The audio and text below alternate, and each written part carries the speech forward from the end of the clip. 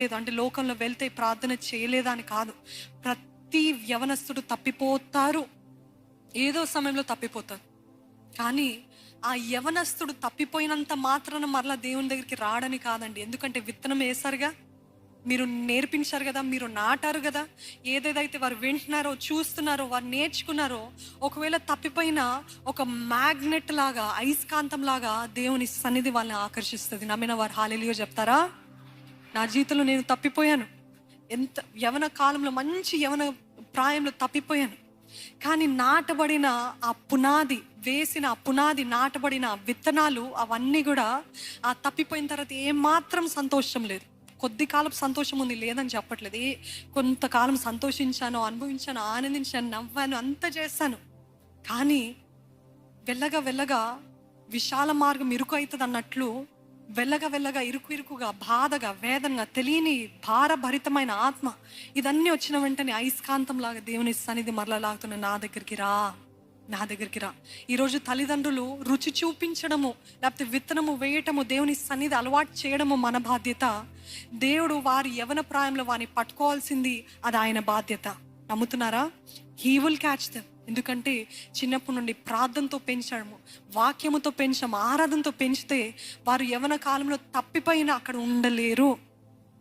కొద్ది కాలం ఉంటారు, మరలా దేవుని దగ్గరికి వస్తారండి. ఈరోజు దేవుడు అంటున్నాడు, యవన కాలంలో పుట్టిన బిడ్డలు మీకు బాణములు వంటి వారు. They are your arrows. How are you shooting them?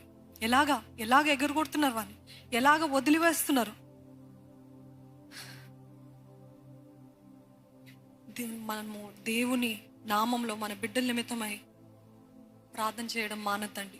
ఎప్పుడైతే మానతామో, తల్లిదండ్రుల బాధ్యత ఏంటిదంటే, తల్లిదండ్రులు బ్రతుకున్నంత వరకు బిడ్డలు ఎంత గొప్ప సేవకులు అయినప్పటికీ, లేకపోతే ఎంత గొప్ప మంచి వ్యక్తులుగా, సక్సెస్ఫుల్ పీపుల్గా మారినప్పటికీ, as a mother, as a father, you have to keep praying for them until your last breath. ఒక తల్లి 9 నెలలు మోస్తుంది, ఒక తండ్రి ప్రతి ఖర్చుని తీరుస్తూ ఉంటాడు, ప్రతి అవసరతను తీరుస్తుంటారు.